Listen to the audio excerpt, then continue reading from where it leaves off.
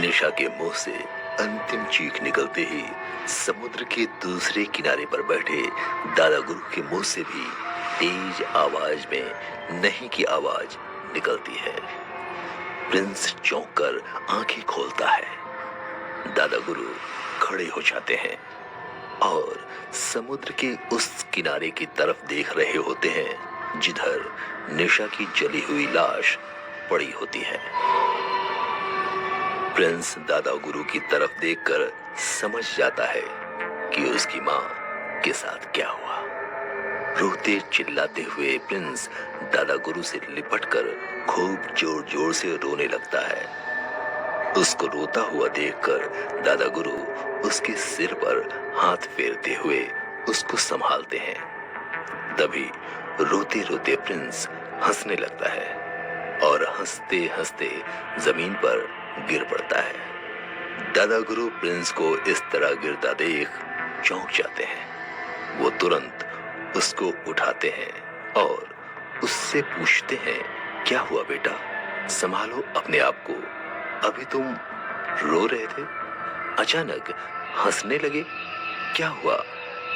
अपनी आंखों से आंसू बहाते हुए प्रिंस बोलता है, दादा गुरु पहले रुलाई तो मुझे इसलिए आई कि मैंने अपनी माँ को खो दिया, लेकिन उसके बाद हंसी मुझे इसलिए आई है क्योंकि पता चल गया मुझे कि अपनी माँ को कैसे जिंदा कर सकता हूँ।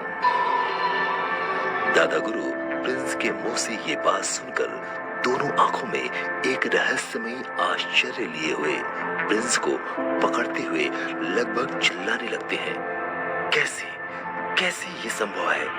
एक मरा हुआ इंसान कैसे जिंदा हो सकता है? निशा जल चुकी है, मर चुकी है, कैसे ये संभव हो सकता है कि उसके जले हुए मरे हुए शरीर को वापस नया जीवन दिया जा सके? ये कैसे संभव है? बताओ जल्दी, मुझे बताओ। प्रिंस बोलता है, मेरे पिताजी ने मुझे बताया था कि अगर कोई उस खौलते हुए लावे को पार करते समय पूरा पार कर लेता है और पूरा पार करने के बाद अगर उस पार जाकर उसकी मृत्यु हो जाए तो उसको वापस जिंदा किया जा सकता है। कैसे? ये कैसे संभव है? वो ऐसे संभव है कि मेरे पिताजी ने बताया था, इस खौलते हुए लावे के समुद्र में अंदर गहराई में ठीक बीचों बीच एक रहस्यमयी वस्तु है, या कहा जाए एक रहस्यमयी द्रव है जो एक खास शीशी में भरा हुआ है और उस रहस्यमयी दवाई का नाम है आबे हयात। दादा गुरु पूछते हैं, यह आबे हयात क्या चीज है प्रिंस? अगर कोई इस समुद्र को पार करते करते मर जाता है तब तो वो समुद्र में पूरी तरह घुल जाएगा क्योंकि लावा उसको अपने अंदर घोल लेगा। लेकिन अगर कोई इस समुद्र को पार करते हुए उस पार जाकर मरता है और ये रहस्यमय द्रव्य आबे हयात अगर उसके मुंह में डाली जाए तो वो वापस जिंदा हो सकता है, अपना पुराना शरीर प्राप्त कर सकता है। दादा गुरु प्रिंस की बात सुनकर बोलते हैं, लेकिन ये कैसे संभव हो सकता है? समुद्र में अगर तुम कूदोगे तो तुम भी तो लावा में घुल सकते हो, मर सकते हो। प्रिंस दादा गुरु की तरफ देखते हुए हल्के से मुस्कुराता है और अपने गले में पड़े एक हल्के हरे रंग के धागे को दादा गुरु की ओर दिखाता है। उस हरे रंग के धागे को देखकर दादा गुरु प्रिंस से बोलते हैं, ऐसा ही धागा तो तुमने निशा को भी दिया था। हाँ दादा गुरु, ऐसा ही धागा मैंने अपनी माँ को भी दिया था और ये धागा मेरी तब तक रक्षा करेगा जब तक मैं आबे हयात न उठा लाऊं। प्रिंस की बात काटते हुए दादा गुरु बोलते हैं, मुझे एक बात समझ में नहीं आई। अगर तुम्हारे पास 2 धागे थे तो तुम एक धागा निशा को देने के बाद दूसरा धागा मुझे भी दे सकते थे। मैं और निशा दोनों इस समुद्र को पार करके उस तरफ चले जाते। प्रिंस बोलता है, दादा गुरु आप भूल गए, मैंने बोला था कि ये धागा लावे से आपको बचा सकता है, लेकिन लावे की गर्मी से नहीं बचा सकता। मेरी माँ इस गर्मी को सहन नहीं कर पाई और उसके मुंह से चीख निकल गई। तभी इस लावे की गर्मी ने उनके शरीर को जला डाला।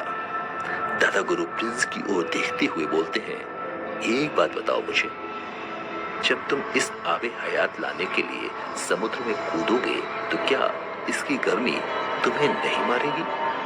नहीं दादा गुरु, क्योंकि मैं आबे हयात लेने जा रहा हूं। अगर मेरी माँ, निशा या आप भी इस धागे को पहनकर आबे हयात लेने जाते तो लावा आप लोगों को न जलाता, लेकिन अगर बिना आबे हयात लिए आप लोग वापस आने लगते तो ये लावा आप दोनों को समाप्त कर देता।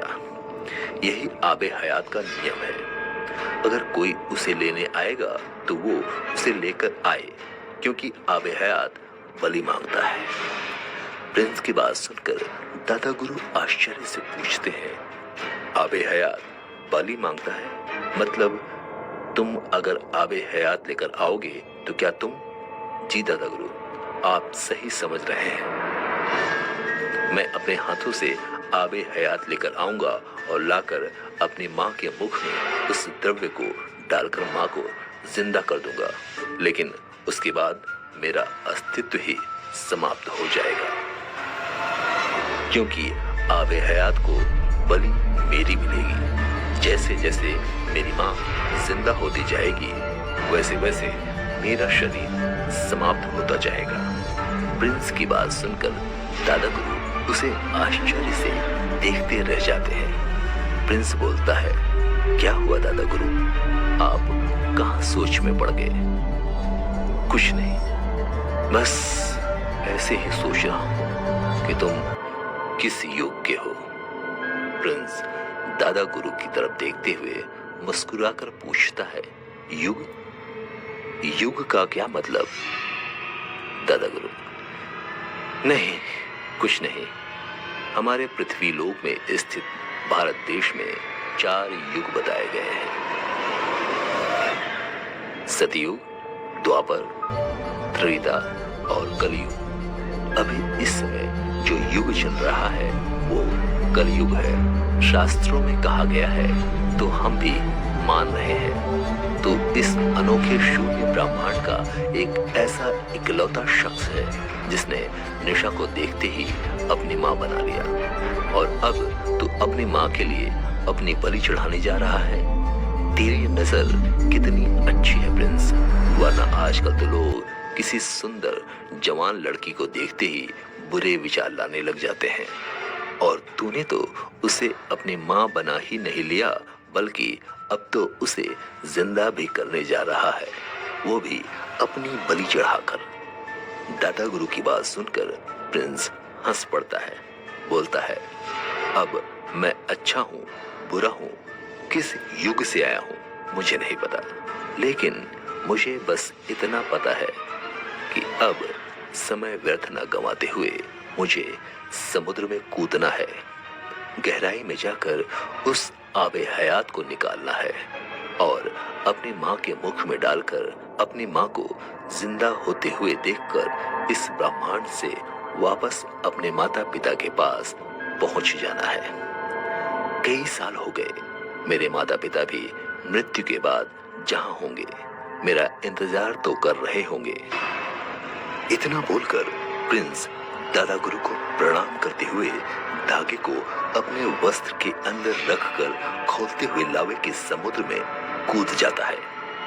दादा गुरु प्रिंस के कूदने के बाद जल्द ही वहीं समुद्र के किनारे बैठकर वापस ध्यान मग्न हो जाते हैं। उनके होठ हल्के हल्के हिल रहे होते हैं, शायद किसी प्रकार का सुरक्षा का मंत्र प्रिंस के लिए पढ़ रहे होते हैं।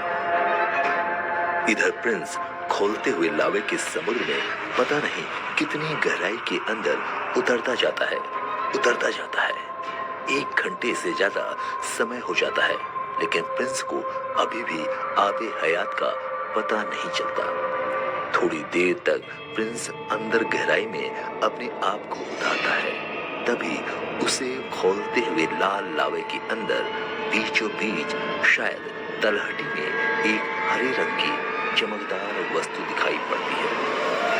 प्रिंस की आंखें खुशी से चमक उठती हैं, क्योंकि उसकी आंखों में खुशी का राज उस वस्तु का दिखाई पड़ना है जिस वस्तु के लिए आज वो अपनी बलि चढ़ाने जा रहा है। उस वस्तु का नाम है आबे हयात। अपने दोनों हाथ उस हरी चमकदार वस्तु की तरफ बढ़ाता है। दोनों हाथों से उस वस्तु का स्पर्श होते ही प्रिंस को आभास होता है कि इस खौलते लावे में ये वस्तु बर्फ जैसी एकदम ठंडी है। भयानक खौलते हुए लावे में अंदर इतनी गहराई में बर्फ से भी ज्यादा ठंडी वस्तु, इसका रहस्य प्रिंस को समझ में नहीं आता। लेकिन जल्दी ही उसे ये समझ आ जाती है कि ये चमत्कारी आबे हयात है और आखिर आबे हयात को क्यों इतना ज्यादा शक्तिशाली माना जाता है। आबे हयात को पकड़कर वापस समुद्र के ऊपर अपने शरीर को बढ़ाने लगता है। काफी मशक्कत के बाद समुद्र के बीचों बीच ऊपर आने पर दूर एक किनारे दादा गुरु को बैठे देखता है और दूसरी तरफ के किनारे पर उस काले रंग की जली हुई कोई वस्तु पड़ी दिखाई देती है। उसको देखते ही प्रिंस समझ जाता है कि ये उसकी माँ निशा की लाश पड़ी है। तुरंत अपने आप को निशा की तरफ तेजी से बढ़ाता है। उसे जितनी जल्दी हो अपनी माँ के पास पहुंचकर उसे जिंदा करना है। किनारे पहुंचकर प्रिंस तेजी से अपनी माँ की लाश के पास दौड़ता है। निशा के करीब जाते ही प्रिंस की तेज आवाज में चीख निकल जाती है, क्योंकि प्रिंस की आंखों के सामने उसकी उस माँ की लाश पड़ी होती है जिसे प्रिंस सबसे ज्यादा मानता है, सम्मान देता है और जिसके लिए प्रिंस आज अपनी बलि भी चढ़ाने जा रहा है। निशा के जले हुए पैरों के पास बैठकर प्रिंस दोनों हाथों से निशा के पैर पकड़कर अपना मस्तक उन पैरों पर रखता है और अपने आंसू से अपने माँ के पैर को धोता है। अपना सिर ऊपर उठाता है और बहुत ही करुणा आवाज में थोड़ा हाथ जोड़कर निशा के चेहरे की तरफ देखकर बोलता है, माँ, मुझे पता नहीं कि एक पुत्र का कर्तव्य क्या होता है। मुझे पता नहीं कि एक पुत्र अपनी माँ को सम्मान कैसे देता है। मुझे ये भी नहीं पता कि एक पुत्र अपनी माँ का मस्तक कैसे गर्व से ऊपर रखता है। लेकिन बस मुझे इतना पता है कि मैंने तुझे अपनी आंखों के सामने ऐसा नहीं देख सकता। मैं ये नहीं देख सकता कि मेरे होते हुए तेरी मृत्यु हो जाए। शायद विधाता ने मुझे आशीर्वाद दिया होगा कि जिसे अपनी माँ बोलूंगा उसकी जिंदगी के लिए अपनी बलि भी चढ़ा दूंगा।